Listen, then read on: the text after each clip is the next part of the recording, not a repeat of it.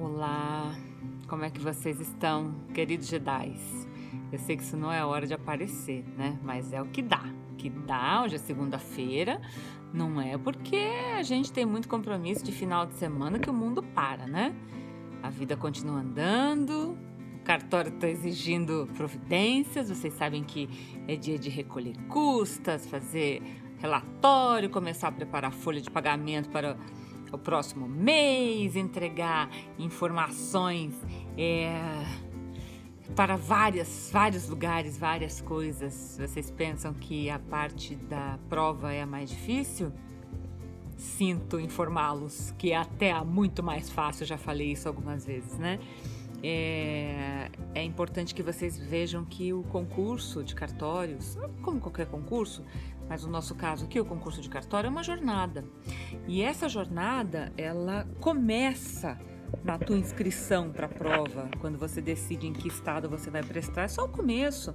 Ela é longa, ela é extensa e ela, nesse momento, para quem é Jedi de verdade, preparado, ela já exige que você comece a pensar as suas próximas fases. Então, se você, querida, prestou ontem a prova do Paraná, que é por isso que eu vim conversar aqui um pouquinho com vocês, se prestou ontem essa prova, tá sabendo que a próxima fase já está marcada, 28 de abril, né? Se não nada mudar, se tudo andar bem, se os recursos andarem bem, já está sabendo que você tem que preparar alguns documentos que vão começar a ser exigidos. Não vai deixando para a última hora, não. E aí você está sabendo que depois da próxima fase, que você vai passar, lógico, você tem que apresentar documentos, fazer psicotécnico, e depois vem uma data do oral. E fazendo o oral, que você vai passar, lógico que você vai passar, você tem que preparar a sua vida para a escolha de serventia, né? Porque aí tem um prazo para você verificar alguns documentos e tem a escolha da serventia. Eu diria para vocês que tá aí a fase difícil. Tem uma fase difícil no concurso de cartório, é essa aí, ó. Essa, meu amigo, você pode ter todo o conhecimento do mundo, que ela não tá focada em técnica pura. Ela tem muito do empírico, infelizmente ou felizmente, né? Bastante do empírico na situação da tua escolha, certo? Então, quero que vocês comecem a preparar a mente, porque a mente chega primeiro que o corpo, muitas vezes, milhões de anos-luz na frente do corpo. E se a gente começa a preparar a mente, tudo vai dando certo, porque a mente vai se habituando com alguns dos conceitos e das providências que a gente tem que tomar. Não vai blocando as coisas, como vocês me veem dizer sempre, né? Não bloca as coisas para que depois eu penso, terminei a prova ontem, hoje vou descansar. Descansar do quê? Que descansar, que nada. Não descansar, não. Vai preparando já tua cabeça para a próxima fase. Então, vamos falar um pouquinho aqui das provas do Paraná, da prova do Paraná, a prova preambular do Paraná, e que quem prestou já deve ter percebido que tá ali muito do que eu costumo dizer muitas vezes, né? Eu não vou chamar a prova de difícil ou fácil, porque quem sou eu para medir a dificuldade de alguém ali naquele momento? Você define a tua dificuldade, eu não sou capaz de definir. Eu sou capaz de definir uma questão técnica, né? A prova do Paraná, tecnicamente falando, foi uma prova mais simples que o padrão.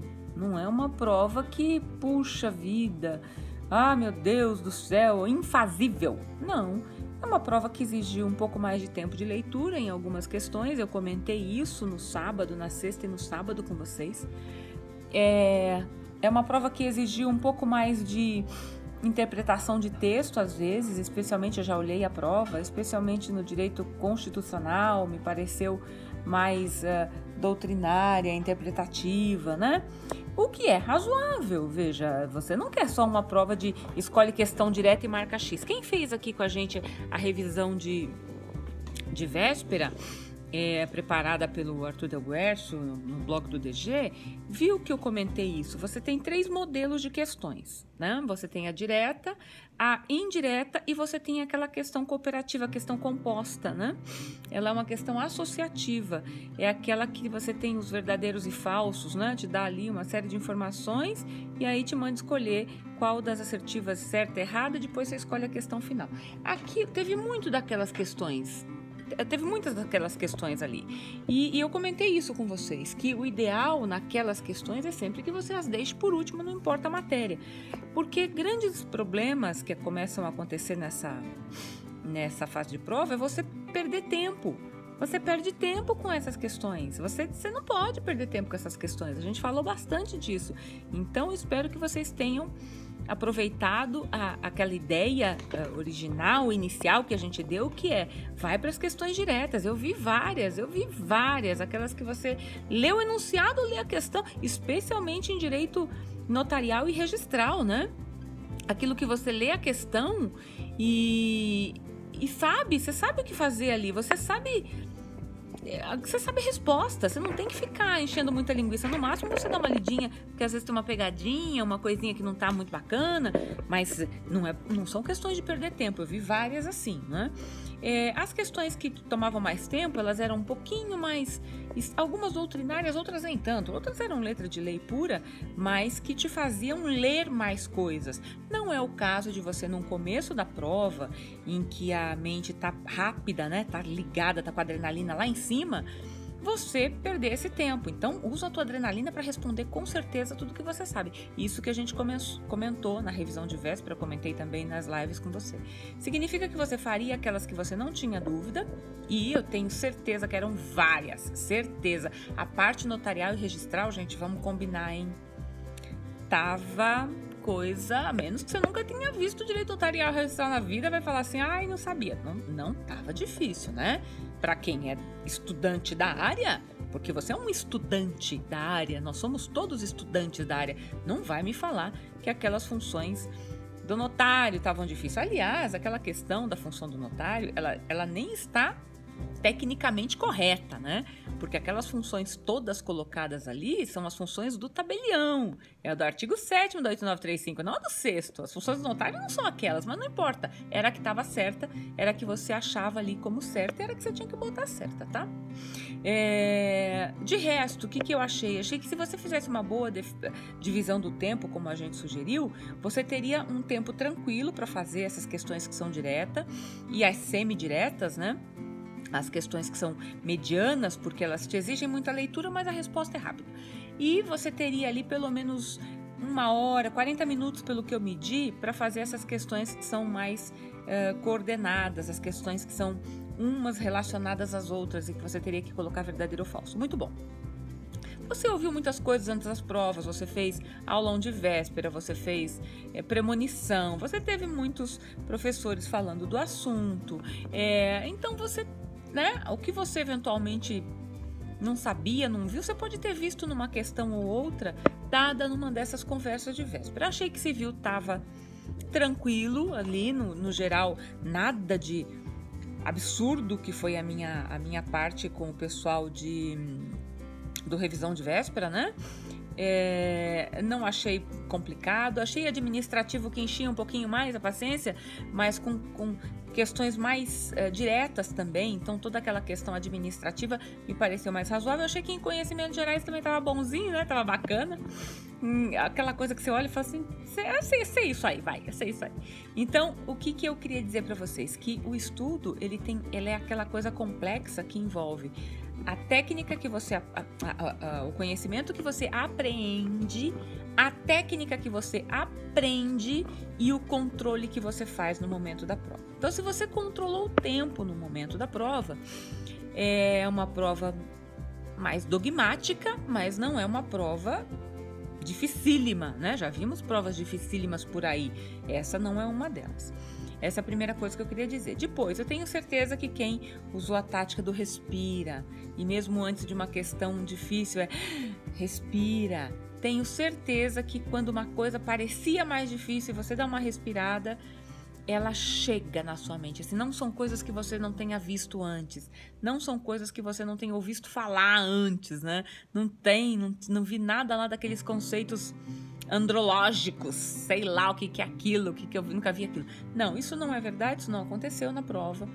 Pode ter sido mais difícil para uns, menos difícil para outros. Quem está estudando há mais tempo certamente teve muita facilidade de fazer, tirando o tempo, né? Mas quem está estudando há menos tempo pode ter tido ali alguma dificuldade. Quem não gosta, por exemplo, de determinadas matérias, pode ter falado credo, empresarial. Eu não achei empresarial complicado ali, mas não gosta. O que vai fazer? Tem que estudar mais, né? E agora, faz o que, gente? O que faz? O que eu acho que acontece nessa prova? Bom, não acho que venha uma nota de corte alta, porque os muito preparados elevam um pouquinho a nota, mas não tô achando, não. Eu tô acompanhando todos os monitorados, me dando feedback aqui. Não acho que essa nota passe muito ali dos 60, não creio. Então, acho que 50, 58, 57, 58 é um bom número, 60 é um número, assim, né? Acho que se você fez essa quantidade de pontos, você pode quase dormir em paz, né? Quase, porque como a gente já falou, você não quer gabaritar nada, você quer fazer nota de corte, passar para a próxima fase, enter, porque lá na próxima fase se igualiza todo mundo de novo e você começa de novo do zero, ali não do zero, mas começa de novo a contagem do zero, porque é ali que os pontos começam a valer efetivamente para diferenciar o candidato, é ali que o bicho pega, né? Então, já sabe, você já está estudando, você não está esperando, né? Você não está... Muito bem, vamos agora falar do que acontece agora e da próxima fase, o que é que você faz, como é que você faz. Gente, vocês estão me ouvindo, né? Estão aí? Tudo bem? Né? Manda aí o link para os colegas, manda lá o linkzinho, porque eu tô fazendo pelo Dom direito, porque o meu celular tá com a bateria zero. Vocês sabem que eu fiquei o final de semana inteiro enlouquecido, estudando muito, claro, a gente sempre estuda, tem sempre que estudar, tem sempre que aumentar, tem sempre que crescer. Tava estudando muito, acabou, não tem uma bateria, eu não tenho uma bateria, mas tudo bem, até porque o nosso treinamento terminou ontem às 1h30 da manhã, então calcule. E vocês reclamam de Dom? Quero Dom a bico perto daquilo. Muito bem, então vamos lá, o que você faz agora, segunda fase, como é que você faz? Você coloca a tua sequência de estudos. Depois eu falo dos grupos dons, tá? O pessoal perguntou, claro que eu tenho grupo dom, eu tenho sempre, né? Eu já comentei com vocês, eu não foco a fase, eu foco o teu estudo. Você precisa ter uma lógica de estudo. Se você vai usar essa lógica para a primeira, para a segunda, por oral, tanto que faz, né? Então, claro, os grupos estão sendo formados, amanhã acontecem as primeiras entrevistas para o pessoal que vai fazer as segundas fases todas e mesmo as primeiras dos próximos estados, tá? Muito bom. O que você faz agora? Faz uma lista. Chegou em casa, hein? No cartório hoje, está trabalhando? Faz uma lista. O que é que você teve mais dificuldade na primeira fase? O que é? De verdade, seja honesto, hein? Agora é honestidade intelectual total. O que é que você teve muita dificuldade? Tive muita dificuldade em direito, sei lá, administrativo. Bom, já sabe que esse é teu primeiro foco, porque a banca, ela não muda muito o peso das coisas, né? Aqueles temas mais complexos ali da primeira fase, eles chegam de um jeito ou outro na segunda. Lembra, a prova é um blocão. Ela não é uma coisa, depois outra coisa, depois outra coisa. Ela é um blocão. E você precisa trabalhar com esse blocão. E é isso que eu espero que você faça. Você já tenha feito uma análise para ver. Você já conferiu tua prova, já sabe, já viu teu gabarito, já sabe como é que tá.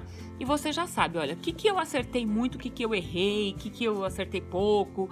Separa isso como o primeiro material que você vai estudar para a segunda fase. Porque não sei por que as pessoas acham, ou os candidatos pensam que a segunda fase é fazer uma boa escritura, fazer um bom registro. Não, meu querido, você tem que fazer uma redação imensa.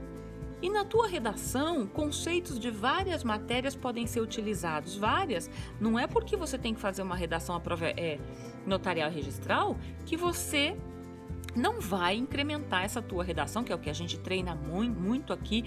O Dom Escrever é um grupo que treina muito isso. Eu não quero saber de quem fica escrevendo como é que é feito o registro civil, não. Eu quero saber de quem fica escrevendo como é que é feito o registro civil, como é que isso tem, qual é a função social que isso tem, como é que isso ajuda a administração e o administrado, como é que você produz um texto que faz com que o examinador saiba que você será um bom organizador do teu cartório. Então, isso vai além do notarial e registral, né? Lógico, vocês sabem disso. E pensando assim, é importante que você coloque essas coisas na tua sequência de estudo. Fui mal empresarial, ótimo. Vai que eu tenho que escrever sobre título de crédito na segunda fase. O que faz? Você pula empresarial porque a prova é de notarial registral? Lógico que não, né? Então você faz uma sequência desse material, que itens você foi mal ou não foi tão bem e tem que estudar. E aí começa agora com o edital na mão. O edital na mão. Sem edital você não começa nem a conversar com ninguém. Põe o edital na mesa e começa a riscar ali. O que é efetivamente que não viria como uma peça na segunda fase? Então, a peça é prática. Portanto, todas as áreas, o tabelionato, o registro, tudo pode vir, né? Você pode ter todas as opções. Então, você sabe que essas matérias você tem que estudar todas. Viria na peça, por exemplo, um acréscimo de informação, se for uma escritura pública, por exemplo, que você tenha que conhecer o direito internacional, privado. Então, você tem que conhecer muito da LINDB para aplicar ali um traslado, por exemplo, do registro civil. Bom, então você já sabe que direito civil você não vai excluir. Ele vem como uma das prioridades, além do notarial registrando na tua prova. Ótimo. O processual civil, às vezes, é importante porque para montar uma estrutura, digamos que seja um divórcio, né? Que caia na prova. E você tenha que verificar algumas questões processuais que já foram resolvidas, por exemplo, como a guarda de menores, como a pensão já está resolvida, portanto, você poderia fazer, ou um inventário em que o testamento é caduco ou que tem uma autorização judicial para você lavrar extrajudicialmente. Você precisa ter os conceitos básicos processuais ali, informar o juízo, saber onde é que aconteceu, ver se você pode praticar aquele ato além daquela autorização judicial, ver se você precisa de algum alvará. É sempre necessário que o processual civil ande um pouquinho com você. Tá. O administrativo é obrigatório, constitucional também. Imagine que você esteja falando de uma opção de nacionalidade. Registro civil, opção de nacionalidade. Bom, você tem que conhecer aquele artigo 12 da Constituição Federal de frente, de trás, em chinês, em russo, né? Tem que ver aonde é que a Constituição afeta o teu trabalho prático. E essa é uma boa tática para você escolher os artigos que mais te interessariam para a segunda fase e já deixar até marcado num vademécum. Aí vamos falar de material, né? Vademécum, pelo amor de Deus, por Cristo. Se o IESES vai disponibilizar algumas legislações, ótimo, você já sabe como é que são as bancas, ele disponibiliza lá do site dele e você usa aquilo e acabou. Mas você não deixa de levar um vademécum cartório. Se você vai poder usar ou não, não é essa a questão. Você tenha. Leia a lei num vademécum. Porque aquele material, às vezes, quando é disponibilizado pela banca, você não consegue nem ler direito, vem lá com uma marca d'água, é uma coisa horrível. Então, tudo bem que você vai levar para a prova um material que seja um material autorizado e acabou, fica atento a isso. Se pode marcar, se não pode marcar, se pode ter post-it, remissão, fica muito atento a isso para depois não dar aquela briga besta que deu lá no Ceará, que é uma bobagem, né? Não precisava daquilo. Separa um vademécum notarial registral, estuda por ele, lê as leis por ele, lê os provimentos por ele, porque ele te dá várias remissões que te ajudam a estudar,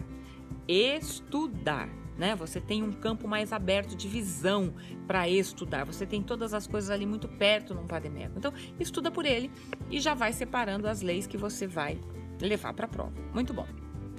Com relação à prática, a peça prática, bom, eu sei que é uma dureza, gente. Eu sei que isso aqui é a minha posição, talvez não seja a mais comum, assim, a mais tranquila. Mas o que eu creio é que, claro, para quem nunca viu uma escritura na vida, um registro civil na vida, sei lá, uma matrícula de imóvel, tá bom, pega lá os livros de modelo. E vai lá para os livros de modelo. Tudo bem, vai lá. Mas se você tiver a oportunidade de visitar um cartório, ou se você já é um titular, né? Ao invés de pegar aqueles modelos que estão em livro, que caem em prova, exercita você os teus modelos. Exercita isso como uma sequência de conhecimento. Estrutura como se fosse um dinossauro, sabe dinossauro? Você pega o ossinho da cabeça, o ossinho das costas, o ossinho isso aqui, o ossinho do rabo. faz aquele desenho e bota a tua peça do teu jeito. Eu vou te falar por quê. Porque se você fizer isso, e eu digo isso porque é uma tática que eu uso, tá?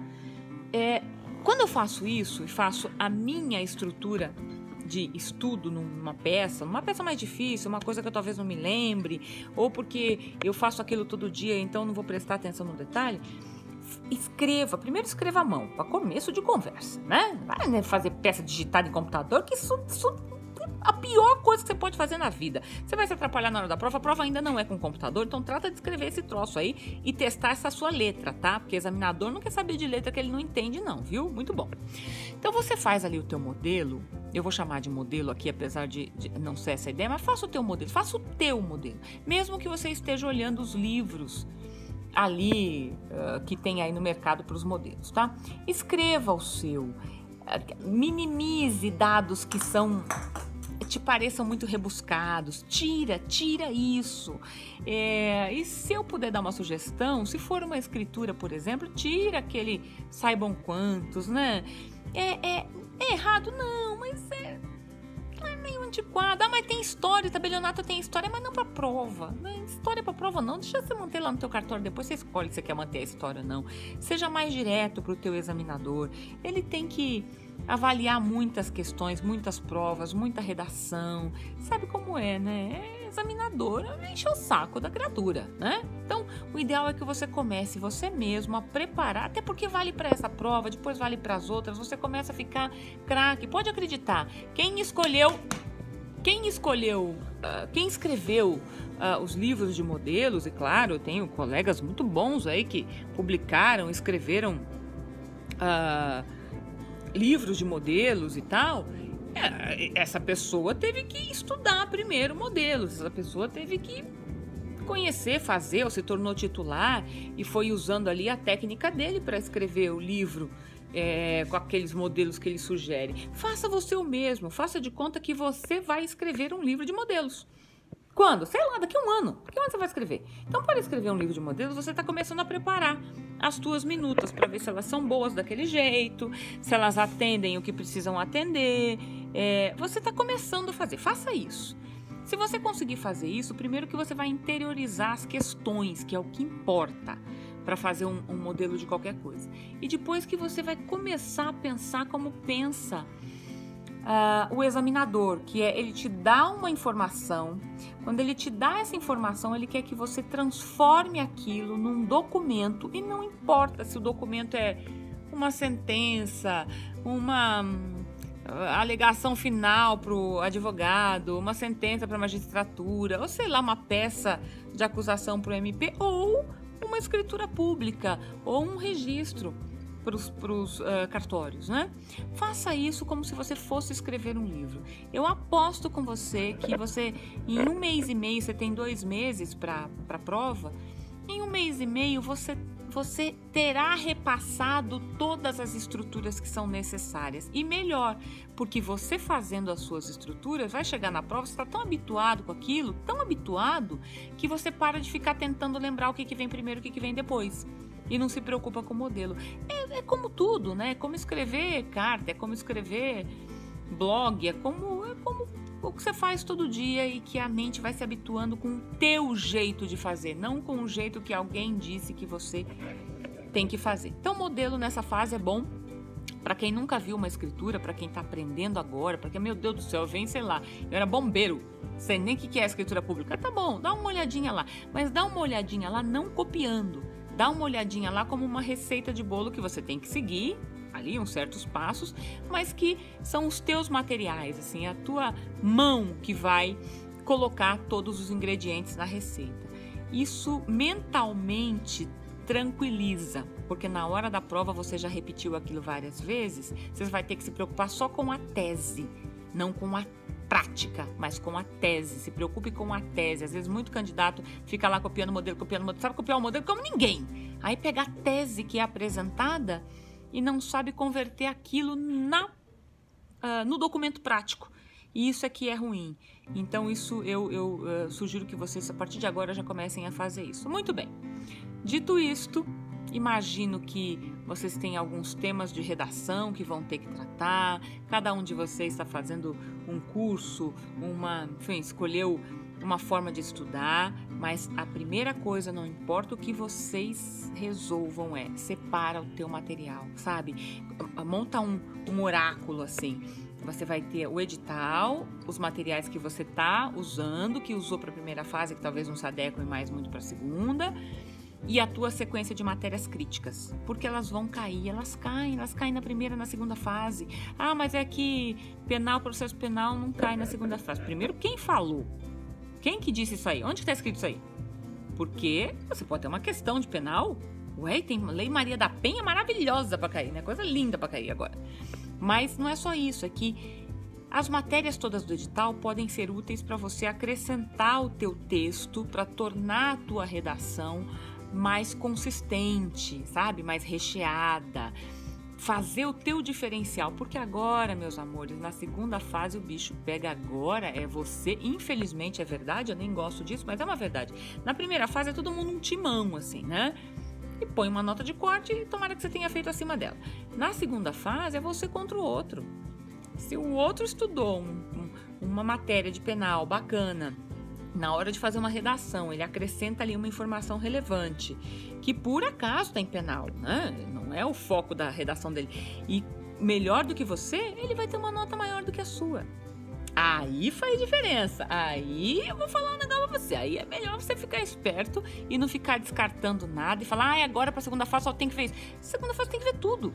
Tudo, só que, claro, com critérios, né? Como é que você começa a estruturar um texto. Então, você tem que conhecer desde a estrutura de texto até um excelente português, excelente, até alguém que te diga, escreve isso direito, tira isso daí, bota isso assado, faz a peça assim, faz a peça assado. Então, você vai fazer um registro civil, sei lá, de natimorto, né? Livro seu auxiliar. Eu nunca vi isso na vida. Pode cair.